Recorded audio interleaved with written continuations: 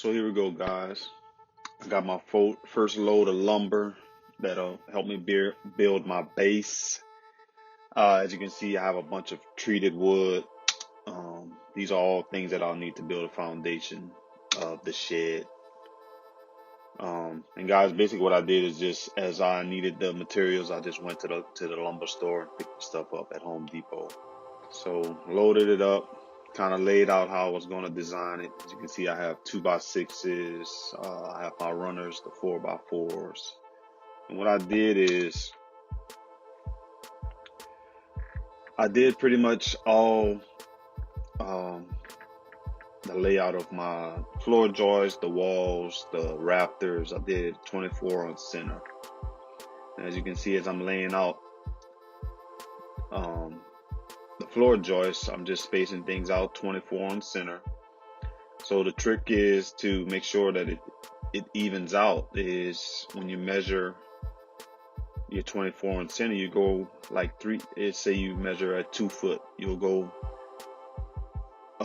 3/4 of an inch past the 2 foot mark, past your 24 inches, and then you'll come back another 3/4 inch. So it'll be actually 23 1/4 where you'll make a line, and then 24 3/4 where you'll make your other line, as you see that I'm doing. And that's how I laid out my wall. So that's a little tip for you when you're laying out your walls and you're laying out your joists. So to save time, I just mark, you can just do your 3/4 and then mark an X behind it, and you just line up your lumber on the X and the line, and everything should line up. Here's just a shot of me chopping my lumber, slow-mo. Thought it was a cool effect.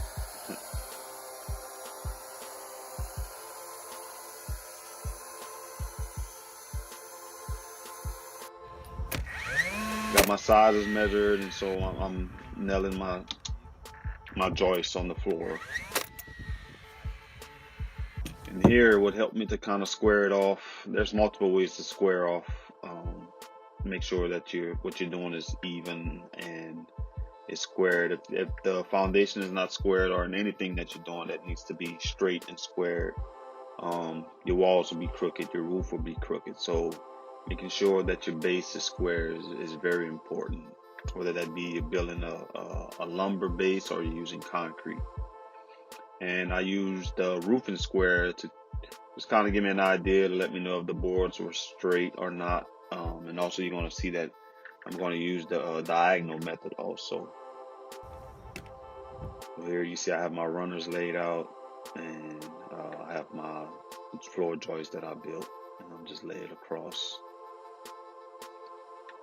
So what I did here with my 4x4,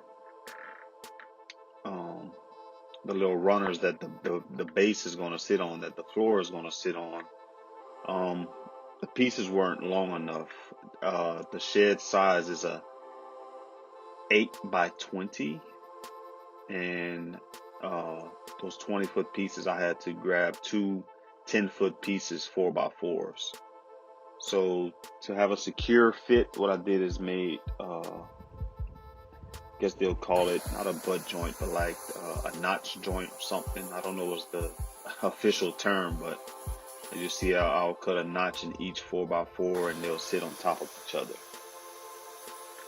and that'll give me a more secure joint.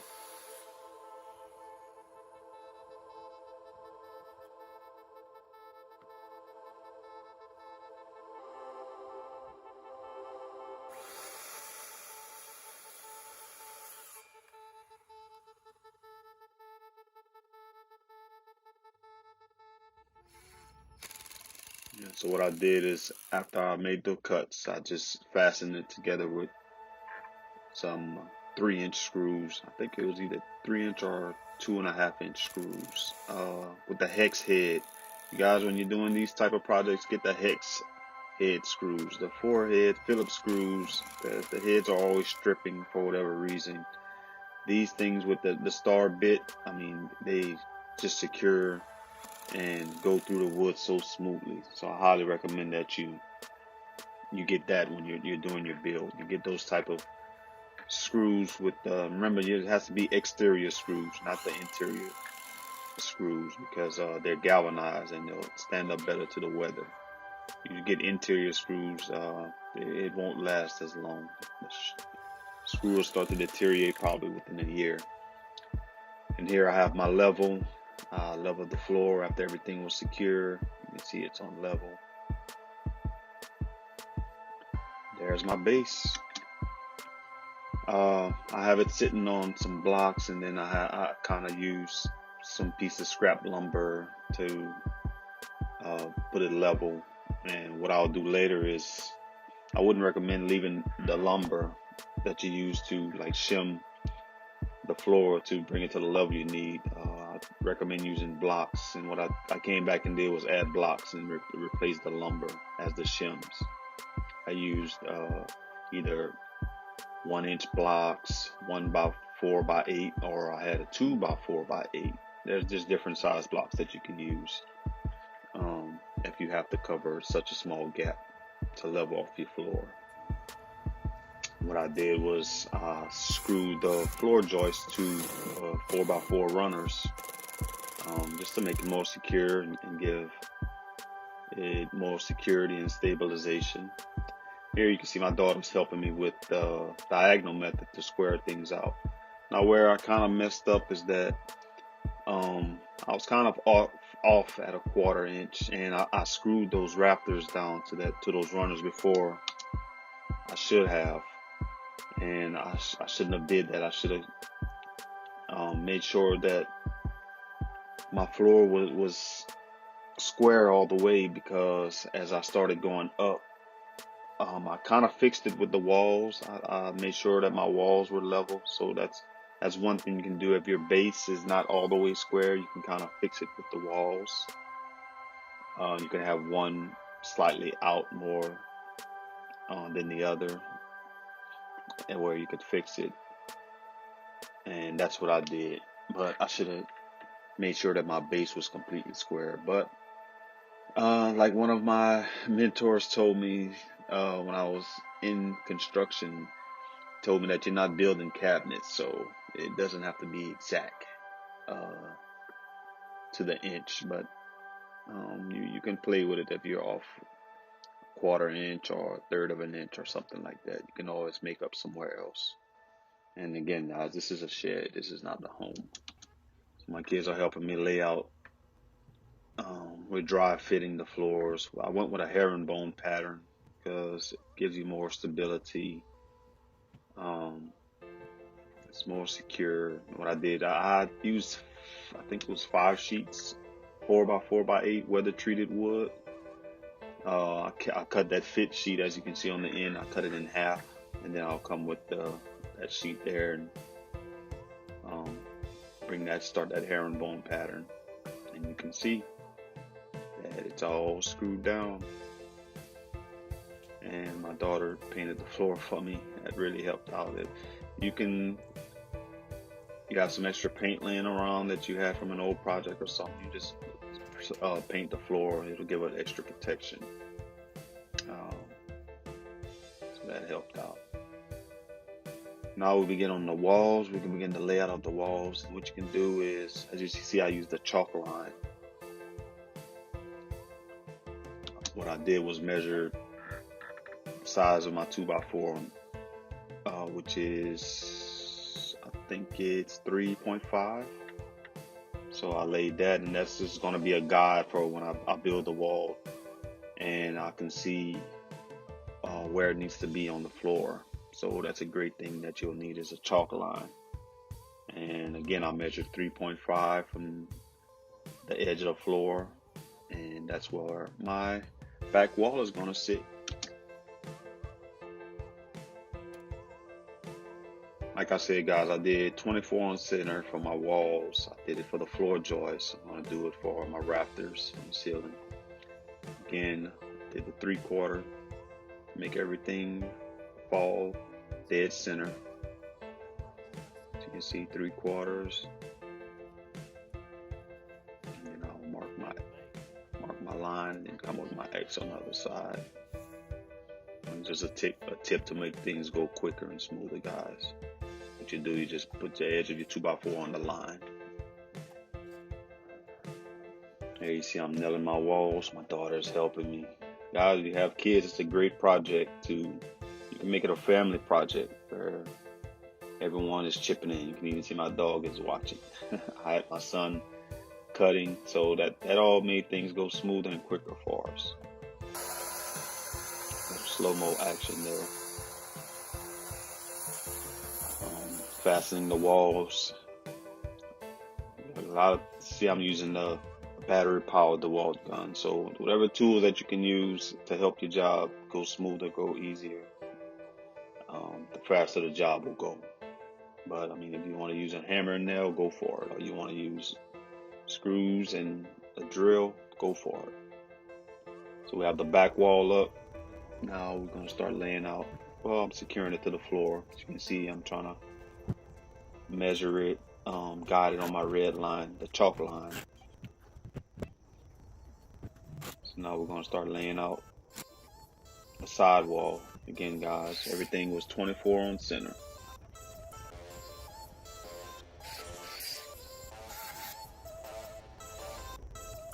Daughter helping me out again, my son cutting.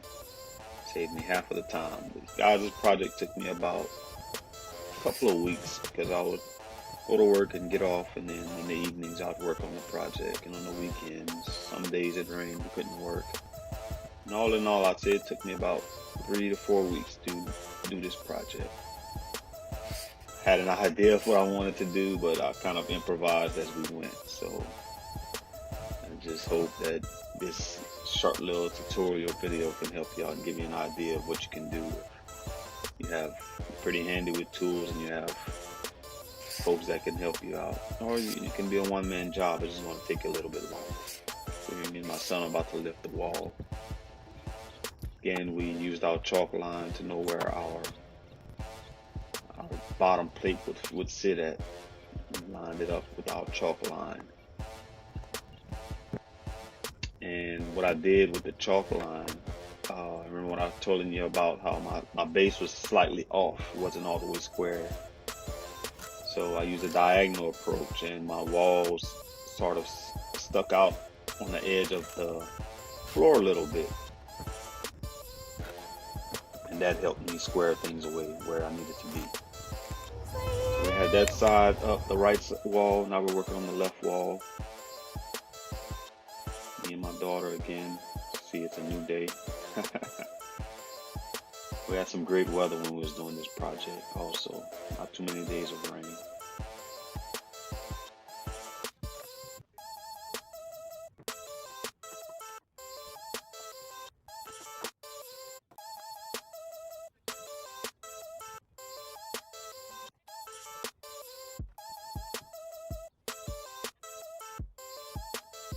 So here we go. I'm securing studs, lining it up to our chalk line. Secured it to the floor. As you can see, I'm using a long level to make sure that the walls are straight. You'll need that too. 6-foot level. Make sure your walls are lined up vertically. Now I secured it with the braces. We did that. The left wall is up. Now we're going to work on the front wall. Here's where it can get a little bit tricky because you have to leave an opening for your door, and I'm putting a window in the front of the building, so I have to measure for that also.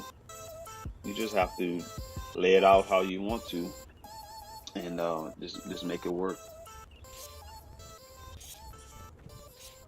I think what I was doing was a 60-inch door, and my window was 36 by 42. So I had to calculate that into my measurements as I was doing my layout. Again, my son is cutting, helping me out. You can see where the sun is starting to set on us, so we might be working into the evening.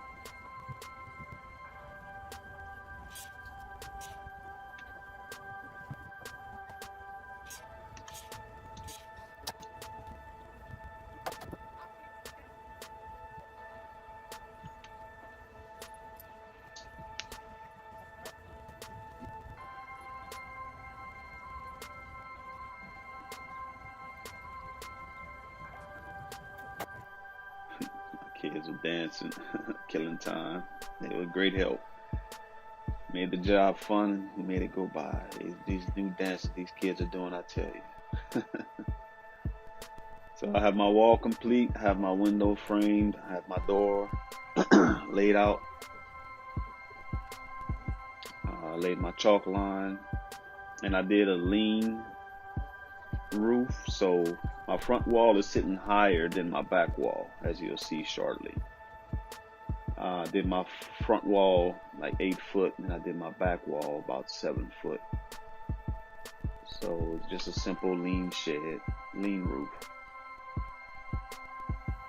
And my walls are completed. Now, that's one of the hardest parts is done. So now we're going to move up to the rafters, to the roof, and we're going to do a rafter layout. Again, 24 inches on center. And my son is helping me out as I lay out my rafter design. And as you'll see when I'm laying it out, I didn't do the little notch cut that you see a lot of folks doing. The little bird, I guess they call it the little bird edge or whatever they call it, the technical term.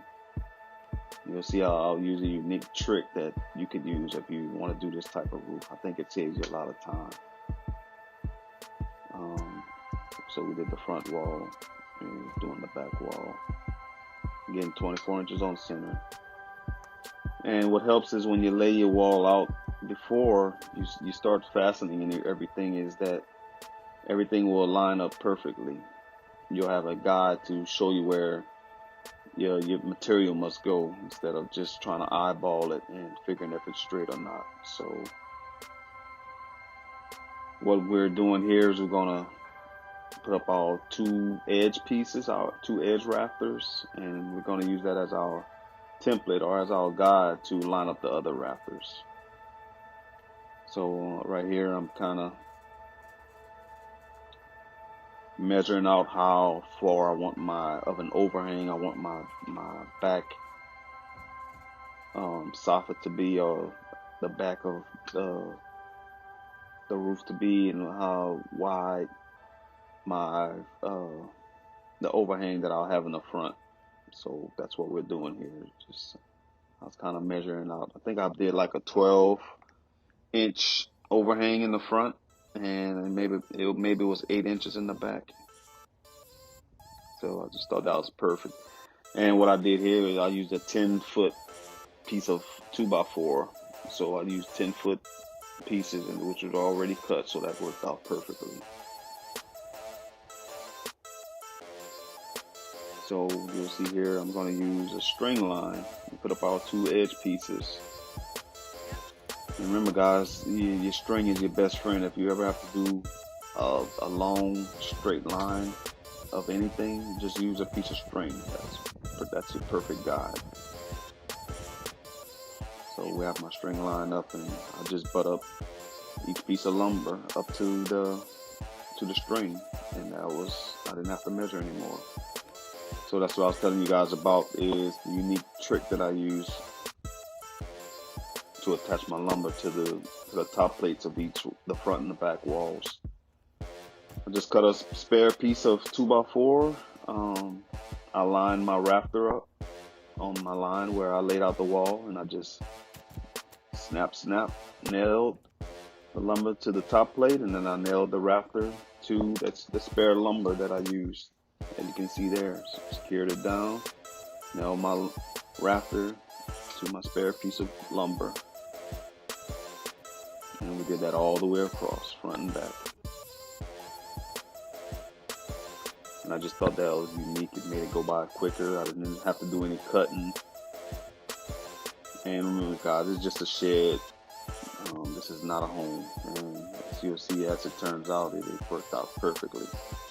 Right here I have my father-in-law helping me out. So as many hands as you can get to help you with this process, the faster it'll go.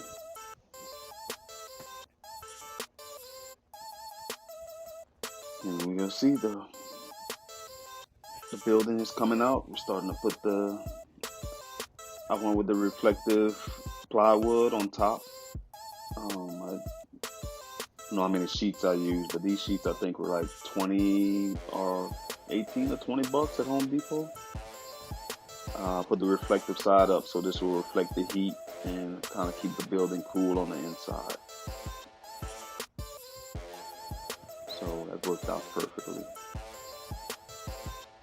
So again, then we went with a herringbone pattern on top, just as we did on the bottom at the base. It worked out perfectly. And since this is slightly bigger, we had to cut some scrap pieces in the front to match, because it was wider than the floor. Yeah, I just secured it with my nail gun to the rafters.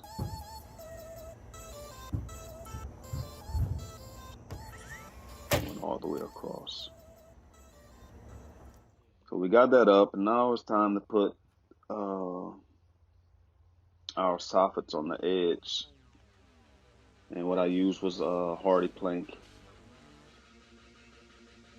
and I just secured it with screws to the edge of my roof. And I had to come out a little bit. I used some little scrap pieces to bring my roof out on the edge a little bit. But you could do it how you want.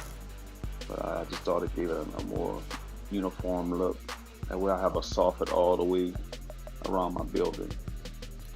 So what I did here is once we started putting up the siding, we were trying to hold up the siding so I could nail it in place, but that one wasn't working. So what I did was I just nailed a 2x4 at the bottom of my floor, as you can see here, and we set the 2x4. We set the siding on top of that 2x4, and it just held it up for us where we needed it to be. So we didn't need as many hands, and we didn't have to hold it up and try to secure it at the same time. The 2x4 was the hands, extra hands for us, so that worked out perfectly. That's a trick that you could use. And we did that all the way around the building. So I didn't cut it perfectly to fit in my openings. I just secured the siding to the building, and then I got my son to just cut with my jigsaw all the way around the door opening and the window openings, as you'll see. Just think it's faster that way. Here you see he's doing it for the window. So here I'm putting the felt on my roof. I did my drip edges.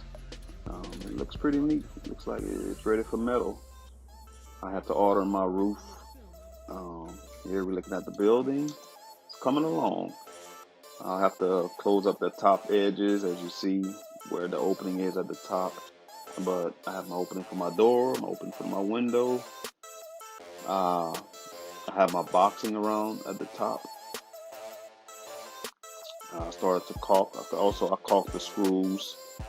I just try to make this building last as long as it can. I gapped any where the siding overlapped or met each other. I caulked it. I just used a lot of caulk, guys. It's $1 a tube, so much caulk as you can use, go for it. I think it'll make your building last longer.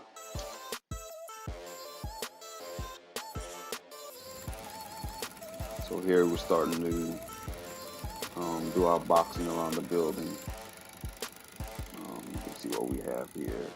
I just went all the way around the building with the same siding material that's on the walls. I just think they give it a uniform and unique look. We have the siding that came in. I had to order from Home Depot. Captain just giving us a hand. Started installing my metal roof. Used the bolts to secure it, and I just walked on top of the roof. It's real solid, guys. Secured everything down.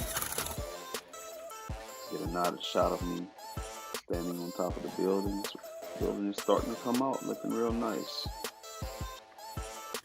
Very solid. If I can stand on top of the roof, a 220-pound guy, I think it's pretty solid. We don't have to worry about any issues. And that's it. The roof is secured and fastened. We just need the door now and get ready for paint.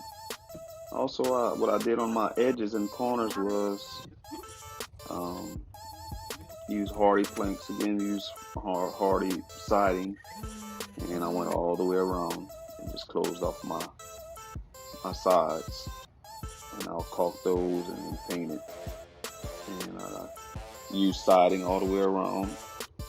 No, I'm sorry, not siding, but moldings all the way around the building. Caulked it, caulked up everything before we get ready for paint. I had my son helping me with the caulk. And the trick that you can use when you're caulking is just grab your wet sponge or a wet towel and just use it to smooth out the caulk. You see, like I'm doing here, just grab a wet sponge and smooth out the caulk. You can see I spent one afternoon just caulking all the way around the building, get ready for paint. So then I started working on the door. The door was next. That was the next big project. And as you can see, I have a 60-inch opening, and what I wanted to do was a 29.25 door, double door on each side. And as you look at the left door, I wanted that door to be one that stays closed. So you can see on that back end, the back side of it, it has a lip that the right side, the right door will kind of sit flush against. And you'll see when I'm building the door, I kind of built that lip. I made it a little bit longer. That way that right door can just sit flush and it'll close up against the left side of the door. And I just thought that was pretty unique, and it worked out when I did it. I kind of had to play with it a little bit and trim out some edges and stuff, but you'll see how perfectly it worked out and how nice it'll come out. So here I started constructing it, just 2x4 frame. Again, guys, I was coming up with a lot of stuff on the fly, so I had an idea in my head of what I wanted, but still had to really think about how I was going to lay it out. So as I was doing it, I was still kind of thinking and processing in my head what I wanted to do. There we go, I'm laying out the frames for both of my doors.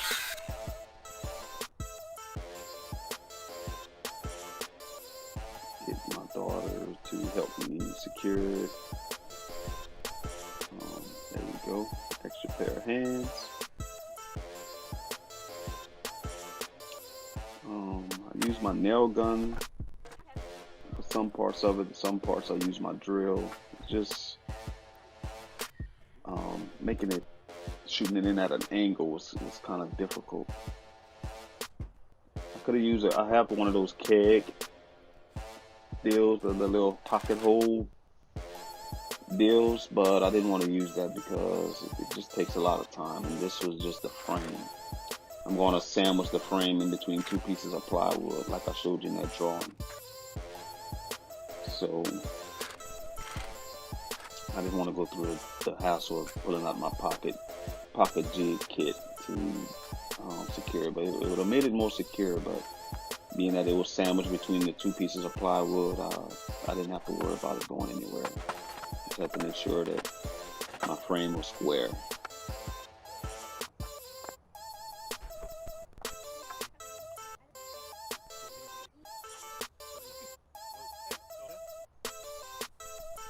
So we got that. I was just nailing it and screwing it at all different angles, just trying to secure it and keep it fastened. You just do what works best for you. But between the nailing and me screwing screws at different angles, you see I came on the top, one of them I came from the side, just whatever works for you. Now I'm starting to cut my plywood, and this will be the front face of the door, so it's the same siding as the shed itself. I just use my little battery powered saw by Ryobi. It's a pretty powerful saw. I highly recommend it. it can just eat through wood with no problem. And I'm just dry fitting it, make sure everything is straight, and it came out pretty good. And you'll see what I'll do is to secure it to the frame is get you some liquid nails and just go all the way around and liquid nail it. And you can also fasten it with screws after you use the liquid nails. So again, we're just making sure everything is fitting tight, making sure it's all square. My daughter's helping me out again. Again, just thanks for my kids and my family members for helping me out. It made this job go so much quicker and so much smoother.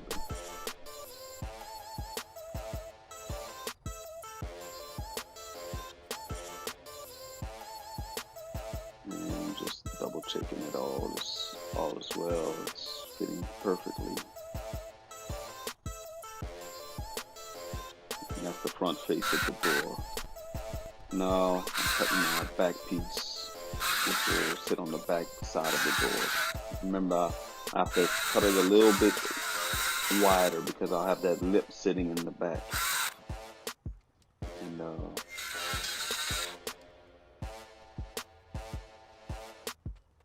I'm just cutting it and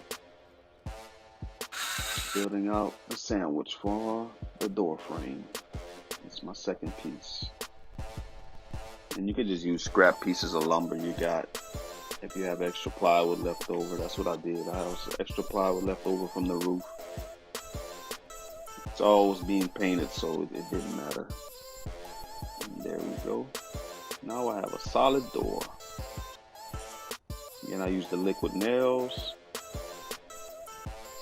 Make sure that it all fits, it's straight. And I'll come with screws and to secure it to the door frame, just give it extra stableness, extra security. And I just went all the way around. And I did that for both doors. And you can see I just dry fitted it, make sure. As you can see, I didn't put my center molding in. Another thing too, like if your door isn't all the way straight or level, you can use your moldings to kind of make sure that it give it the impression that it's straight and it's level. And that's what I did. I tried to do the 29 inches wide by 1/4, but my door was too small slightly. It had like an inch gap, not an inch, but about a 1/2 inch gap on each side. So what I did was use my molding to cover that gap. And as you can see, it just looks perfect, looks level. And that's what I did when I put the door up. When I dry fitted it, I just made markings where I would put my moldings at, where it fit, where it can close these gaps. So don't secure your moldings to the door until you dry fit it in the hole where you can cover up those gaps if you have any with the molding. And that's what I did. And then I started laying out the molding all the way around. Started caulking and painting it. As you can see here, my son is helping out. And it was ready for paint. I went with the red barn doors with a brown trim. And I just thought it made a nice look. It pops out. And there you go, that's our door. Really good, really neat. I think it came out pretty well. You see, I have my window in. Now I got my in-laws to come and help me paint. They did that in one day, so that saved me a lot of time. And that's the end product, guys. I think it looks really nice.